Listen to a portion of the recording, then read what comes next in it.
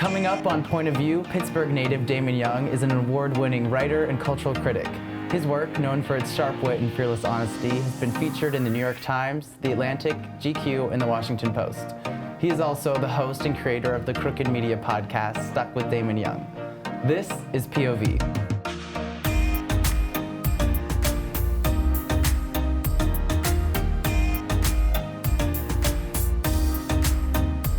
Thanks for streaming with us. I'm Michelangelo Pellis. Damon Young is the author of What Doesn't Kill You Makes You Blacker, a deeply personal and bitingly funny memoir that examines the absurdities, anxieties, and contradictions of being a black man in America. Young has been recognized with numerous accolades, including the Thurber Prize for American Humor. His latest book, recently announced, That's How They Get You, promises to further challenge and entertain readers with his signature voice. Damon, thank you so much for joining us. Oh, thanks. Thanks for having me. Of course. Yeah. All right off the bat, I need to ask, because this is something I was asking myself a lot when I was reading the book, What Doesn't Kill You Makes You Blacker. How do you deal with people who know you exclusively through your memoir? A lot of your readers, maybe they haven't found your other work, like your podcast or your other written material, and the Damon and What Doesn't Kill You Makes You Blacker is, the book came out in 2019, so that's 6 years ago now. Mm-hmm.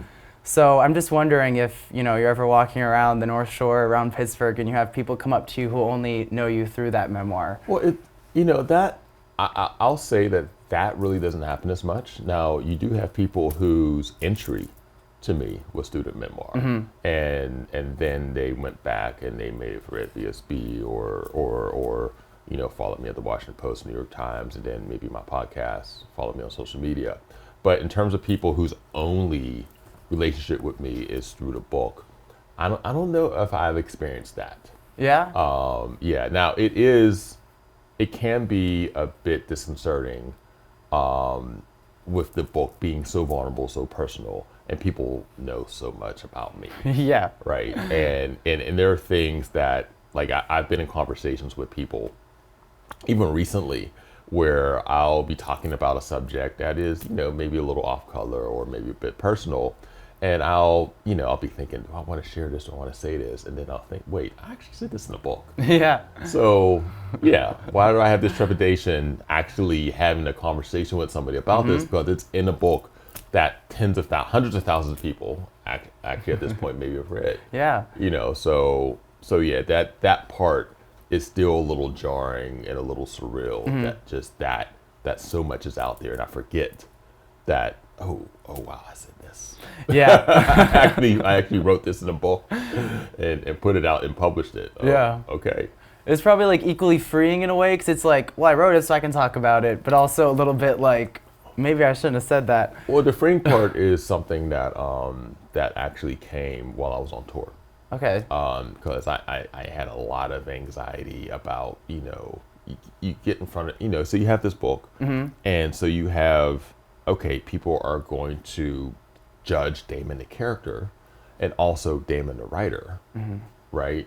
And so getting on tour, getting in front of people, talking about this book, talking about some of the stuff that's in this book, was like, okay, how am I going to deal with this? How am I going to, all these people know all these deeply personal things about me.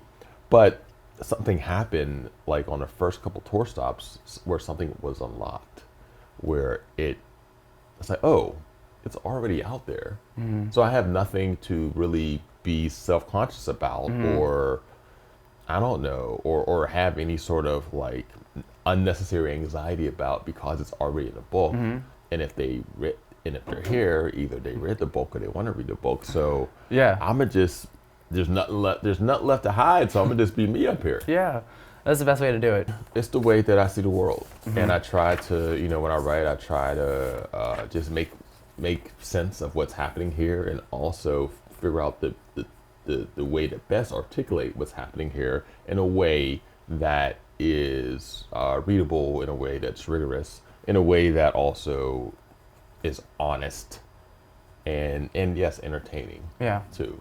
Yeah. Right. And so the humor isn't something that I necessarily insert. Michelle Cole, the creator of I May Destroy You, which was on HBO, and she also had the show Chewing Gum, and I May Destroy You is a brilliant show. Mm-hmm. It's about a very serious subject matter, but the show itself is also really deeply funny. And she was doing an interview a couple years back, I think maybe Vogue or Elle or some, publication, where they asked her, what compels you to insert humor in such serious subject matter?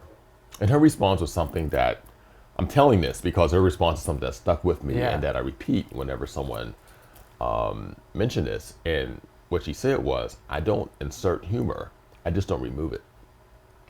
And so that right there is, I guess, how I see the world and how I decide to write, and many of, the decisions that I make, in terms of what I put on the page are, I won't say that they're centered around humor, but I do sometimes try to find the humor. Yeah. And it's not even really much of an effort. It's just, I'm just writing. I'm just remembering. I'm just trying to synthesize.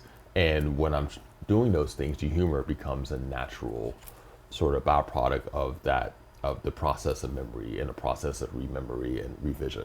In What Doesn't Kill You Makes You Blacker, Pittsburgh is more than just the setting or backdrop for the story. Throughout the book, you recognize the way Pittsburgh has changed throughout your life, how gentrification is shifting the cultural landscape and pushing out Black communities in neighborhoods like East Liberty and Homewood. I'm wondering, how has growing up in a city like Pittsburgh shaped your writing?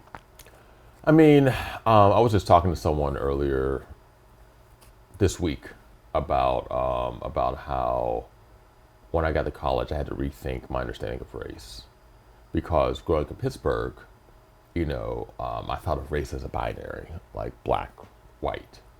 And other races, other cultures just didn't enter my consciousness, because again, if you are from this part of the country now, it's changed a bit now, where there are, there's a bit more cultural and racial diversity in Western Pennsylvania, but not as much as there is like in New York State or even in Buffalo or in Cleveland or cities that are close to us but have larger Latino populations or larger Asian American populations or whatever.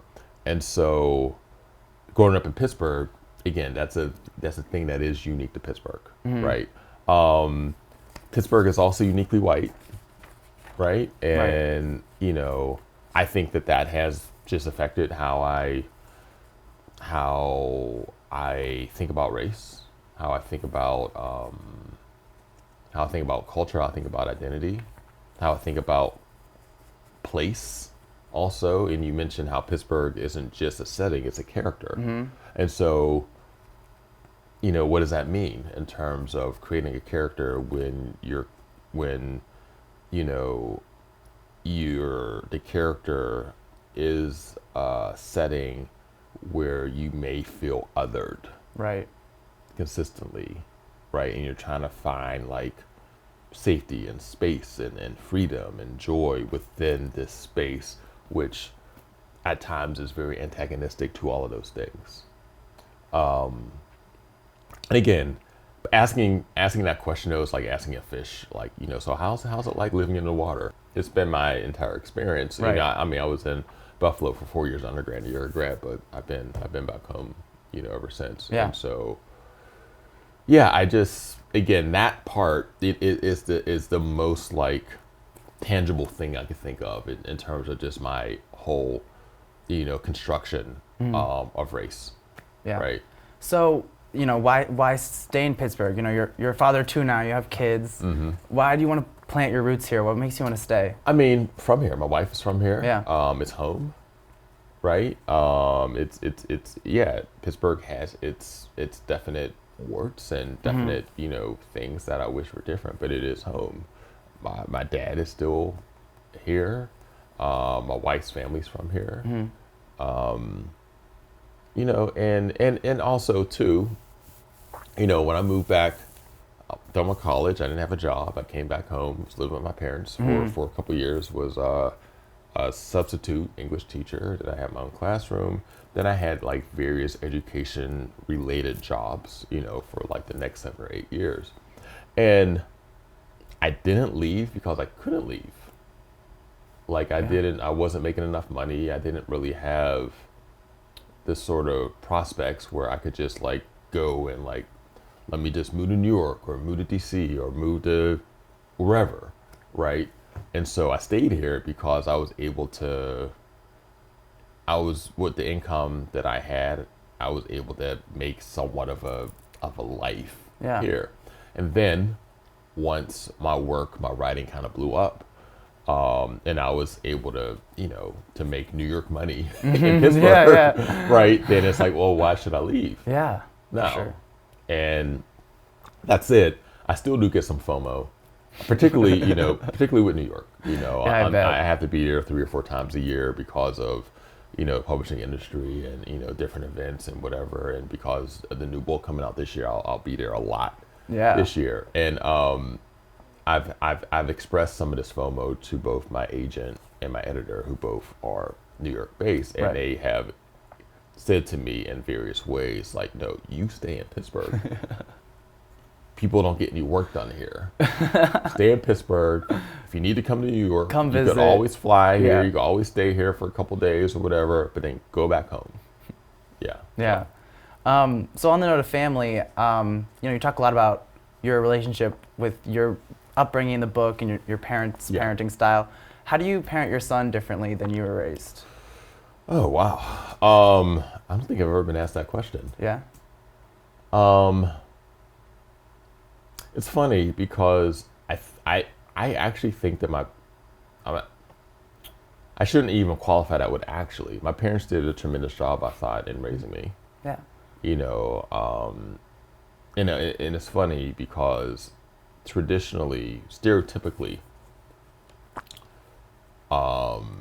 you learn about progressive politics, you learn about gender identity, you learn how not to be homophobic or how not to be misogynistic from like your mom or from the women in your life. But I learned that from my dad.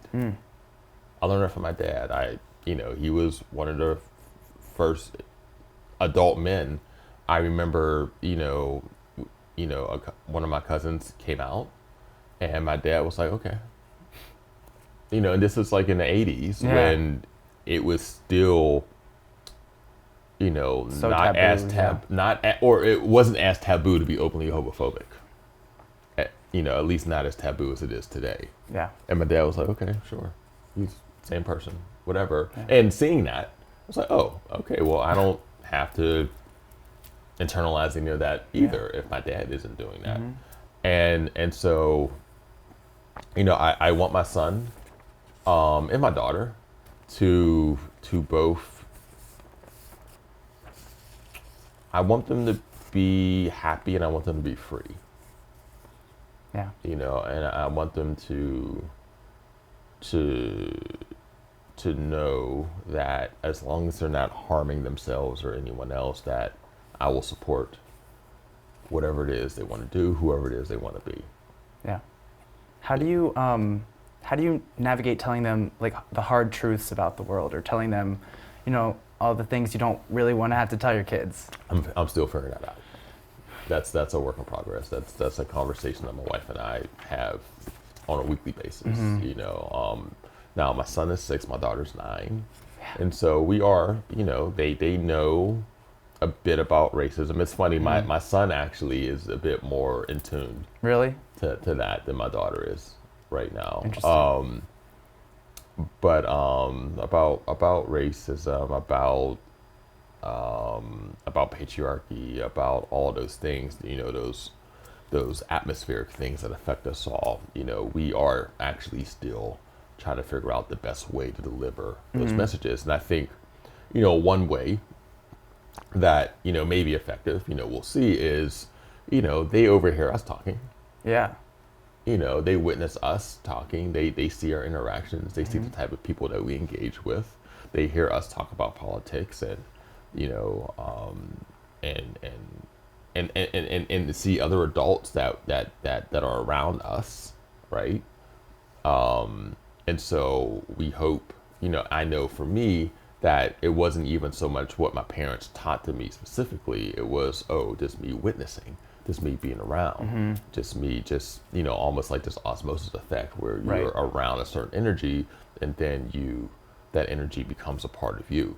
And I'm hoping that, we've created a space in our home that's conducive for that same sort of exchange. Yeah. That is leads into what I was going to ask next, which is, so in your writing, you capture the balance of being hyper aware of America's racial dynamics while also trying to live, laugh, and love through it. Mm-hmm. With the way things are shifting politically, do you find your fears evolving? And how do you hold on to Black joy in your everyday life, in your household, and with your kids?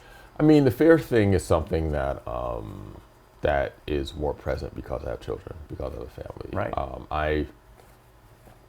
My own personal level of fearlessness in terms of what I do hasn't really shifted. Mm-hmm. And well, if you could compartmentalize, or if you could, if I could place myself in a vacuum, my anxieties have evolved not because of the shift in political climate or anything like that, but they've evolved because my family has expanded, and the people that I'm responsible for, the people I love, the people I care about, that circle has expanded.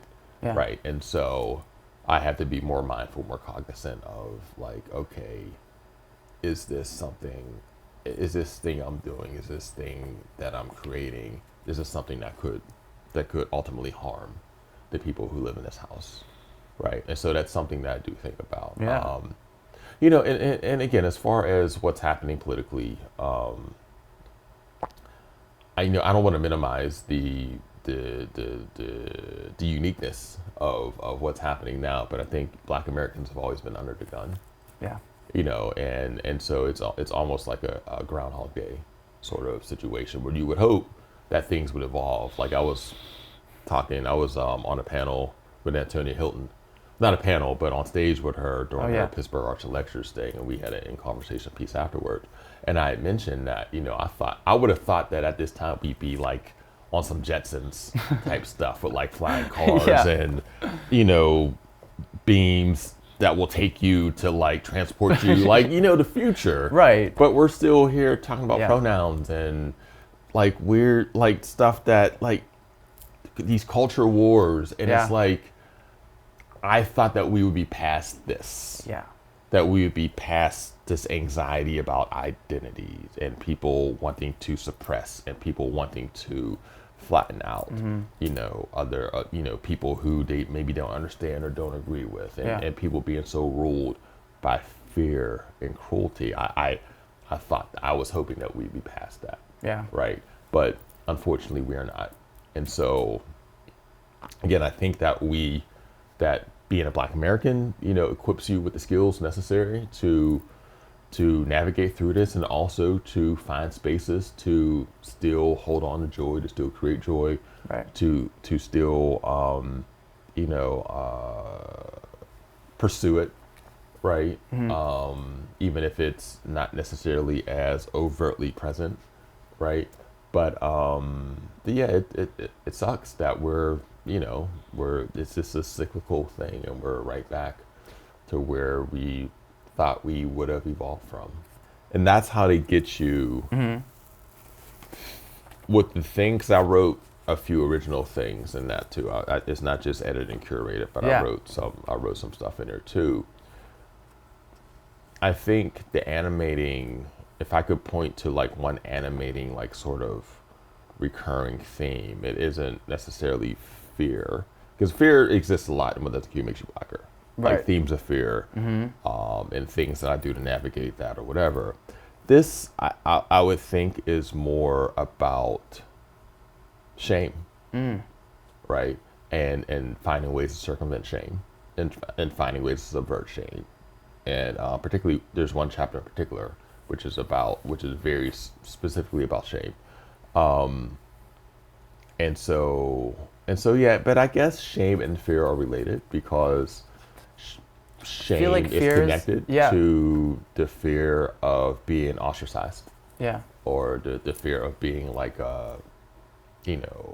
being embarrassed, or being, an outcast or whatever. And so you internalize that, the shame that the fear of you anticipating other people feeling a certain way about you. Right, and the other thing about shame is a lot of times it's kind of put on you. It's not. Yeah. I feel like fear comes from within a lot of times. Mm-hmm. Shame is kind of it's like you're kind of told you shouldn't act that way or things like that, and it's more put on you.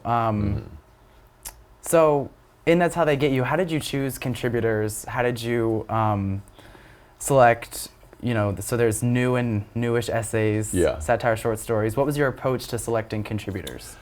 I just opened up my mental Rolodex, and by that I meant I went on IG and looked at people who I follow, who I have a relationship with, and who I thought were funny. And there are some people that were pretty obvious choices for me, like Kiese Layman, Disha Filial, Brian Broom.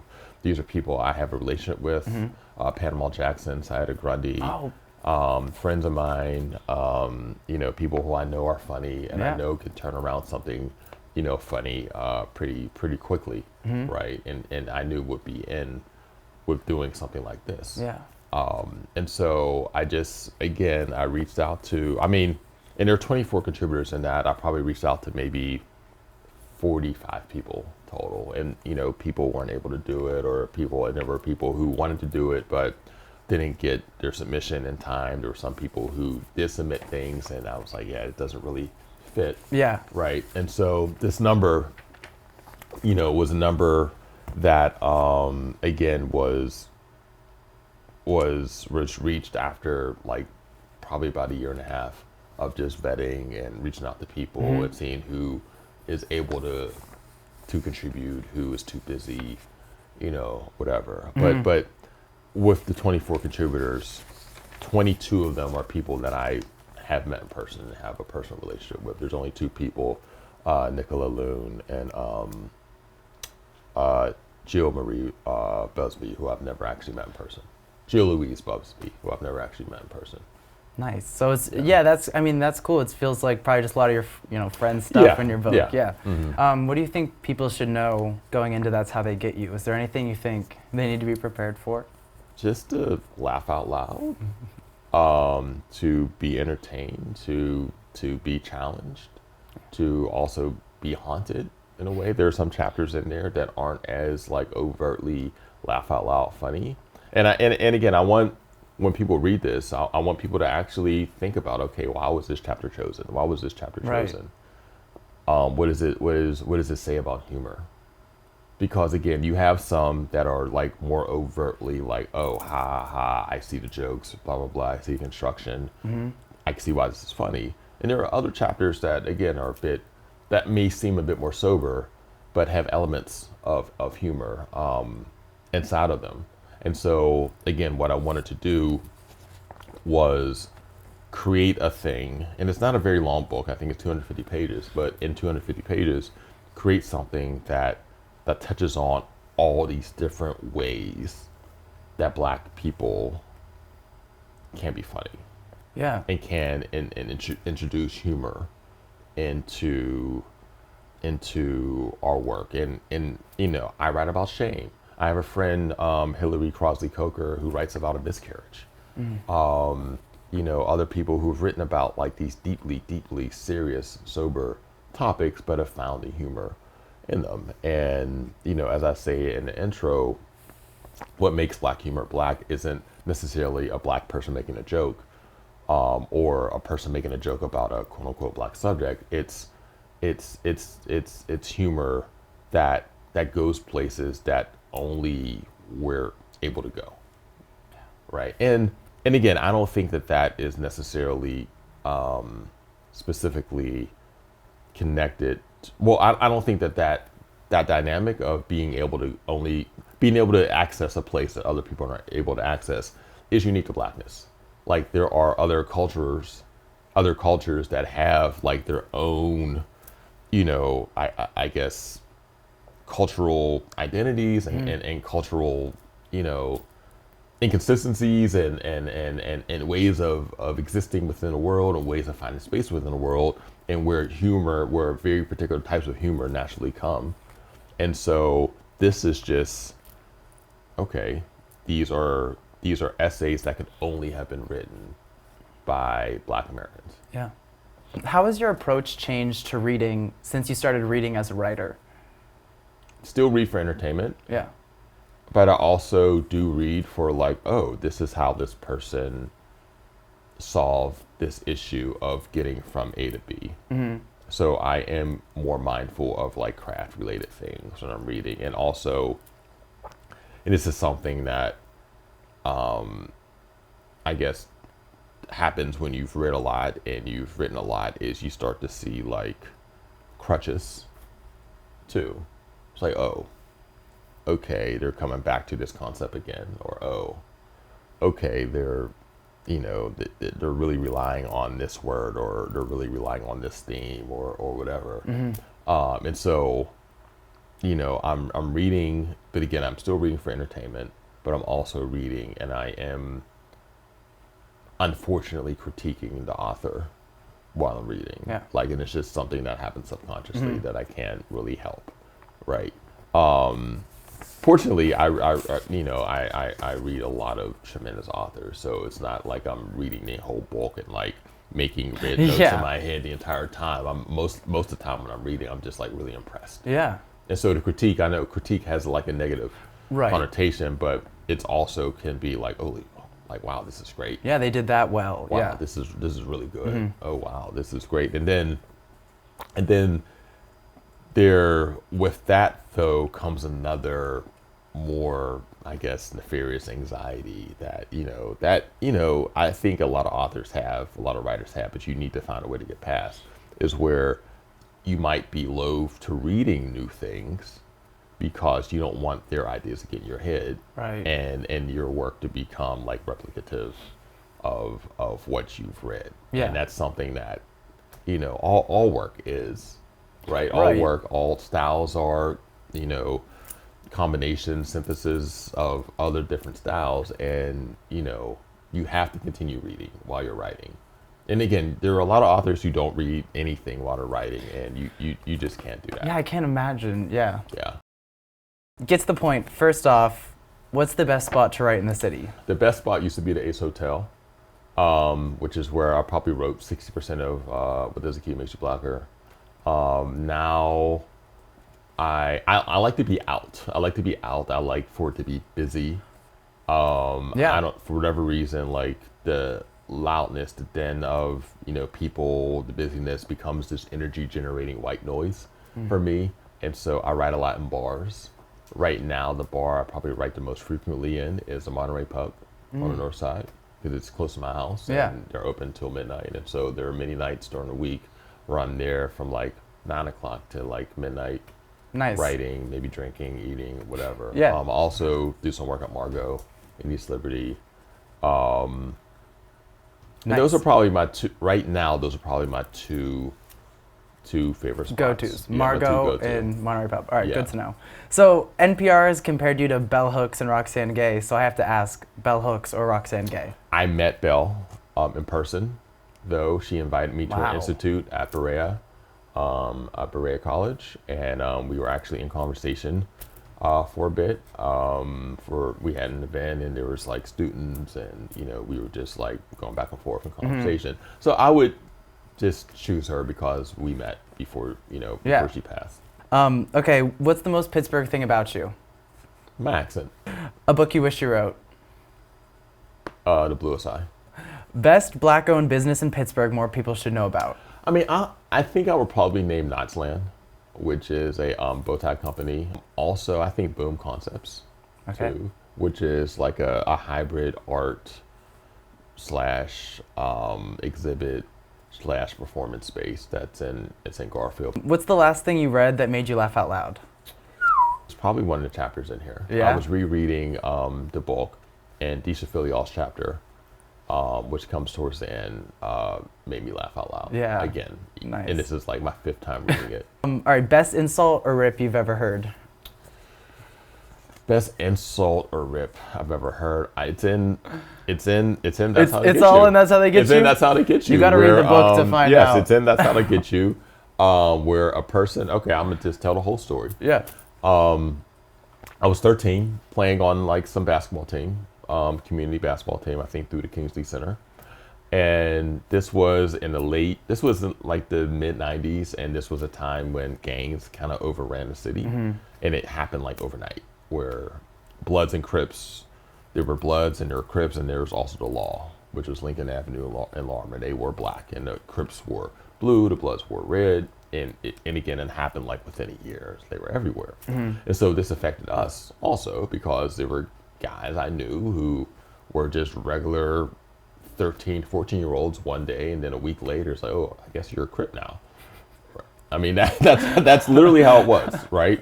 And so one of the guys who that happened with was on my basketball team.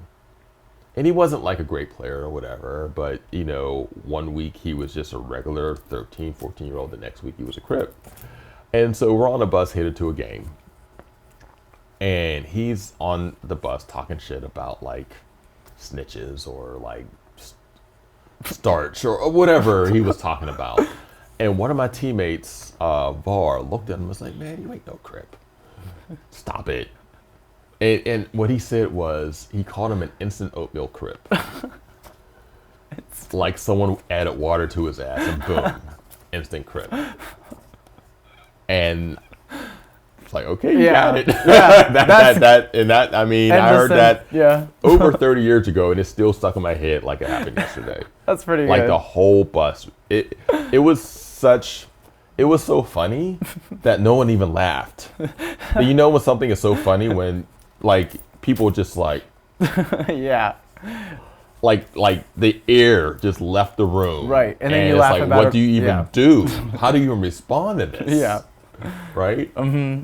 What's a Pittsburgh food spot you'd fight someone over? I would fight someone over for Manny's if they were trying to get me to eat there.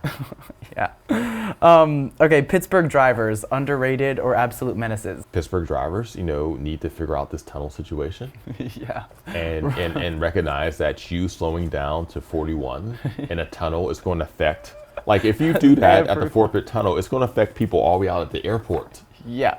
Right? Yeah. You have to maintain your speed. And like, I do think that there should be like some sort of sensor or something where if you go below 50 in a tunnel, you get a ticket. They need to get you on the city planning committee. Yeah. You need to tell them that, because that's the best. If you go below 50 in a tunnel, then you get a citation. Yeah. Or maybe you get a warning. And if you then, do it again, then you get an actual like $25 They ticket. do that. They have like drones that fly around and get you for speeding now. For so speed tickets. They can do that. They could do that for low speed. All right. Best Pittsburgh icon of all time? I would say August Wilson. And also my grandmother, Peggy Pierce Freeman, who's in the Hall of Fame with the Afro-American Music Institute, I want to say. She was an award-winning pianist and organist, and is in, again, the Hall of Fame. She's in the Hall of Fame at Westinghouse High School. And so, yeah, so my grandmother also. We've scoured the internet and our guests' social media pages for pictures that need more context from their point of view. Are you ready, Damon? Let's go. Let's get it. All right, so right off the bat, we have sun hat. What is going on here? So that is from City of Asylum a couple years ago. They had me come in and read picture books to children.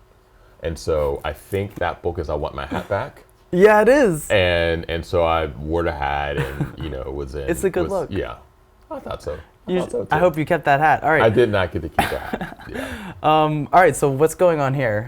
Right there, I'm accepting the award, the Thurber Award for American Humor. It's in Columbus, Ohio. Yeah. What was and that the like? thing is, I won the year before, but I wasn't able to come to the ceremony because of COVID and whatever. So they invited me to the next year's ceremony. I accepted, you know, the honor. I gave a little speech. Nice. I'm wearing a blazer and jeans, which you know, is a regrettable. No, it's not. You look sharp. It looks good. Thank you. Don't regret it. Thank you. It's always difficult looking back, but you got it. But it was a good time. It was packed out. Yeah. You know, they had us in a really nice hotel. Yeah, it was a really good time. Nice. I had a really good time there. All right, so the t-shirt is fire. Yeah. What's going on here? Okay, so I'm wearing a I Love Bougie Black Girl shirt, which used to be one of my staples. Oh, yeah. I noticed. There's a lot of shirts. There's a lot of pictures with that shirt on, and that's with Rebecca Carroll, who's a friend, and she's a fellow author, and she used to work for WNYC, and she may still work for WNYC, and she had me on her podcast. Nice. And that was either late 2018 or early 2019 when that picture was happening, and I think that was taken either before or after the podcast. Okay, so this is COVID era, so you have a mask on, but what do we have here? That is me, again, wearing like a sleeveless hoodie and a skull cap. I like the skull cap. Okay, but a sleeveless hoodie and a skull cap. I don't know what's happening there, but I'm signing a book at Riverstone Bookstore. Mm-hmm. Yeah. Pandemic era. Yeah, pandemic era. It's all blur anyhow. I'm all right, this is like way back, but are you a yogi? So my wife is. Okay. My wife is a yogi, and yeah, so I was taking a class at her studio. She doesn't have she has a studio? Not anymore. Oh. Not anymore, but that studio was in East Cool. Liberty, and I was taking a class. Nice. Yeah. I'm not a great yoga student because whenever it's time to meditate, I just fall asleep. Well, that's I can't just stay if still. it happens, you're supposed to just I know, welcome it. but you're supposed to stay like still in your own thoughts and, Yeah, be present in the moment or whatever. And when I get that still, it's like, oh, this is sleep time. Well, you know what? This is You're a sleepy writer, time. so when you're writing, that's when you're present in your thoughts. I'll say Laying that. on a map. I will tell her that Yeah. next time. Tell her that. Use that. Yeah. You can take it. Mm-hmm. All right, and then last one. What do we have Okay, here? wow. That my cousin posted that. That is, I want to say third grade picture, maybe fourth grade. That is me. It's funny. I'm looking at that and I see both of my kids. I see both of my kids in that picture. Wow. Yeah. Okay. Probably a little trippy. A little trippy, yeah. I forgot that she posted that. That Yeah, must have been the caption says somebody's getting married today. So that must have been like 2014 when that was posted on her page. Yeah. Wow. Funny. All right, Damon, thank you so much for joining us today. Tell the camera how people can connect with you more. Yes, you can find me on my IG account at Damon Young VSB. I'm also, again, writer in residence at Pitt. And so I have office hours there, and you can find me through University of Pittsburgh's website or whatever. And, you know, that's how they get you. An unruly anthology of Black American humor will be out June 2nd. And so you will see, if you follow me on these platforms, you will see a lot more stuff. Nice. All right, Damon, thank you so much. I really appreciate you being here. It was great to talk to you. Thank you. And thank you for streaming with us. Our show is produced here at the Center for Media Innovation with our thanks from our partners at UView Television and the Point Park News Service. I'm Michelangelo Pellis, and we hope to see you next time on POV.